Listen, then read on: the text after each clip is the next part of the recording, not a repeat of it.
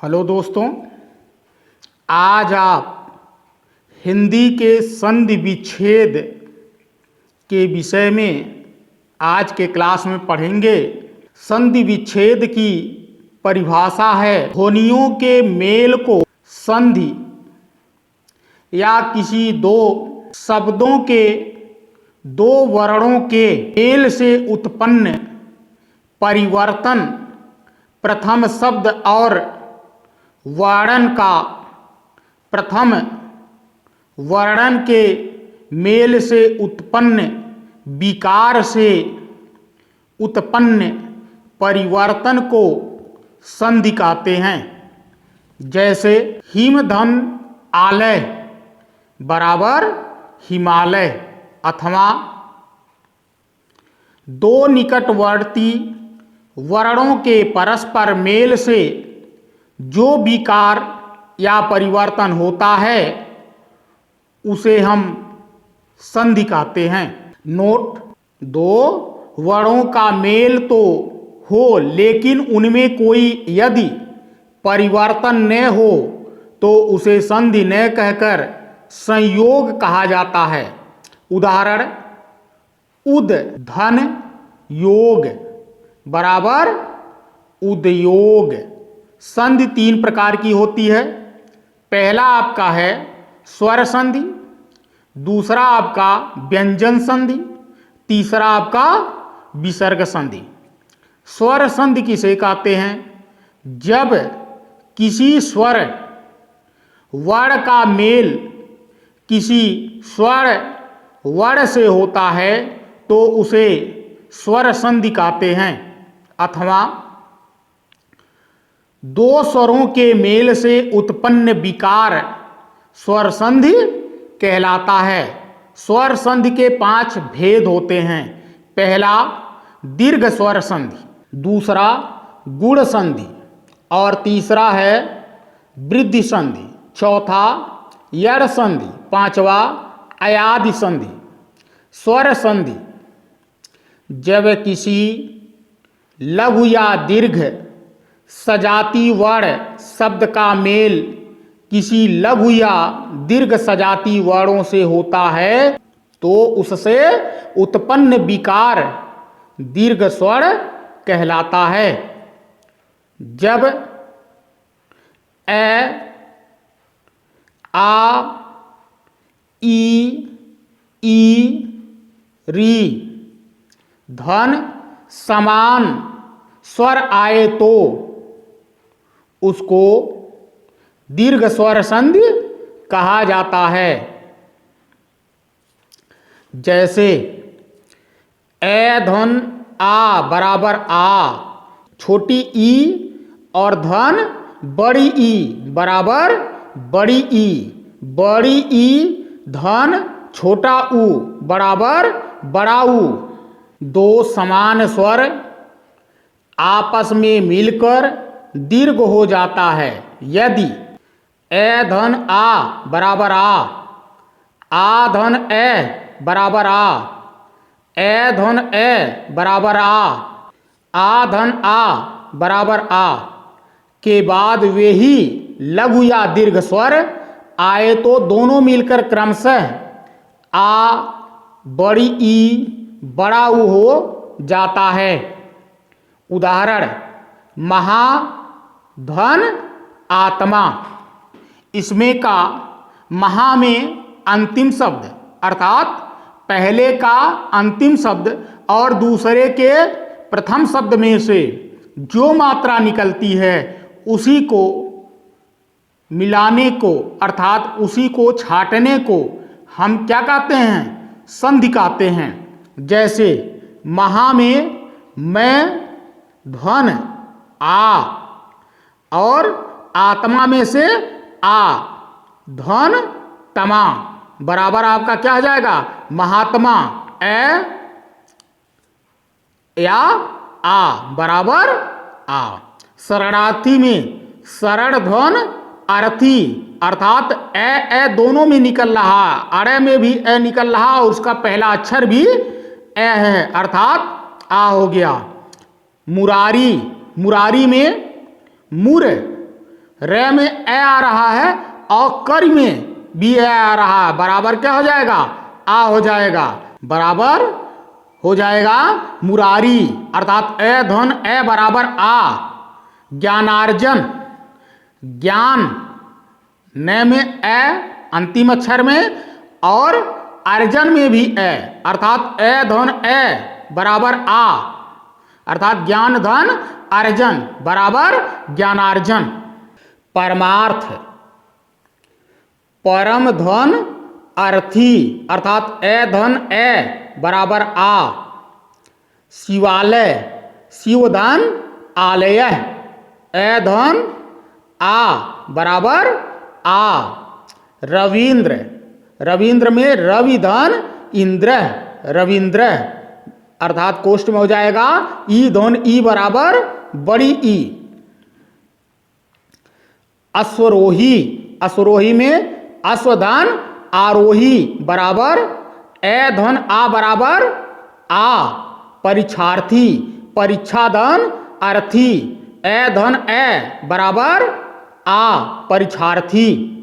तथापि, परीक्षा धन अर्थी, तथापि, तथा धन अपि, अर्थात कोष्ठ में हो जाएगा ए धन आ बराबर आ। शिक्षालय, शिक्षा धन आलय बराबर शिक्षालय, कोष्ठ में हो जाएगा ए धन आ बराबर आ। रविंद्र, रवि धन इंद्र, रविंद्र बराबर कोष्ठ में होगा आपका ई धन ई बराबर बड़ी ई।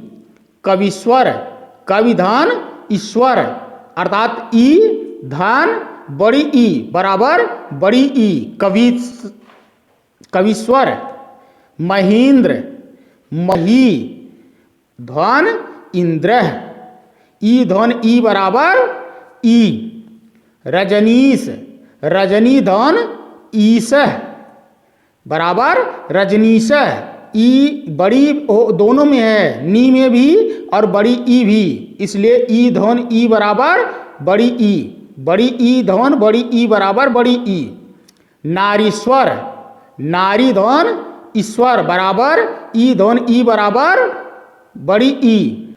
गुण स्वर संधि, अब आपका हो जाएगा यदि ए और आ के बाद छोटी ई और बड़ी ई, छोटा ऊ और बड़ा ऊ और री स्वर आए तो दोनों के मिलने से क्रमशः छोटा मतलब ए और अर हो जाता है, ए और अर हो जाता है। गुणस्वर संधि के उदाहरण, इसे गुणस्वर संधि भी कहते हैं, इसके उदाहरण जैसे देवेंद्र, देवधन इंद्र, ए धन ई बराबर ए। महेंद्र, महाधन इंद्र, ए धन ई बराबर ए। चंद्रोदय, चंद्रधन उदय, ए धन ई बराबर ओ। महोत्सव, महाधन उत्सव, आ धन ई बराबर ओ। वृद्धि स्वर संधि, ए आ का मेल ए के साथ होने से ए तथा ओ के साथ होने से औ और परिवर्तन को वृद्धि स्वर संधि कहते हैं। उदाहरण, इस दैव कैद, एक धन एक, अर्थात ए धन ए बराबर ए। सदा धन एव, सदैव, आ धन ए बराबर ए। वनौषधि, वन धन औषधि, ए धन ओ बराबर औ। अगला आपका है वृद्धि स्वर संधि, आपका तीसरा है ए आ का मेल ए के साथ होने से ए और औ के साथ होने से औ में परिवर्तन को वृद्धि स्वर संधि कहा जाता है। जैसे यस दैव कैद, एक धन एक बराबर ऐसे दैव कैद, अर्थात अ धन ए बराबर ए, सदा धन ए बराबर सदैव, आ धन ए बराबर ए, बनौषधि, वन धन औषधि बराबर बनौषधि, ए धन ओ बराबर औ। इसके बाद अगला आपका है यड़ स्वर संधि। इस ई ऊ या री का मेल यदि असमान स्वर से होता है तो ई के यह, छोटा ऊ का बड़ा ऊ को वह और री को रे हो जाता है, इसे यड़ स्वर संधि कहते हैं। उदाहरण यद्यपि, यदि धन कपि, यद्यपि, इसमें ई धन ए बराबर यह, अनु धन आय बराबर अन्वय, ई धन ए बराबर वह, पितृ आदेश पित्रादेशः, री धन आ बराबर या, इति धन आदि इत्यादि, ई धन आ बराबर या, पितृआज्ञा, पितृधन आज्ञा पिताज्ञा, री धन आ बराबर रा। अगला आपका पांचवा है अयादि स्वर संधि। ए ऐ तथा ओ औ का मेल किसी अन्य स्वर के साथ होने से क्रमशः ऐ आय तथा औ आओ होने को अयादि संधि कहते हैं। उदाहरण नयन, ने धन अन बराबर नयन, ए धन ए बराबर य, गायक, गय धन अंक बराबर गायंक, ए धन ए बराबर य, भवन, भो धन अन, ओ धन ए बराबर व, भावुक, औ धन उक, कोष्ठ में औ धन उ बराबर उ।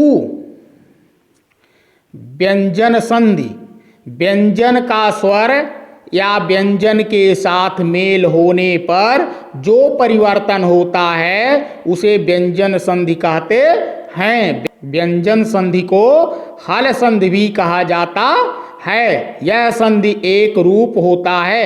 व्यंजन संधि को संस्कृत में हल कहते हैं।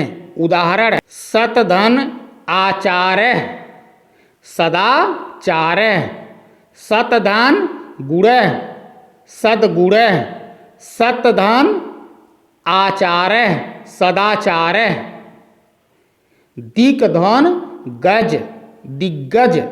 अगला आपका है तीसरा विसर्ग संधि। विसर्ग का स्वर या व्यंजन के साथ मेल होने पर जो परिवर्तन होता है उसे विसर्ग संधि कहते हैं। उदाहरण नियधन छल बराबर नियछल। आपकी संधि यहाँ समाप्त होती है। आप हमारे चैनल को लाइक, सब्सक्राइब, शेयर जरूर करें, जिससे अधिक से अधिक लोगों तक यह शिक्षा पहुँच पाए और लोग इसका लाभ उठा पाएं।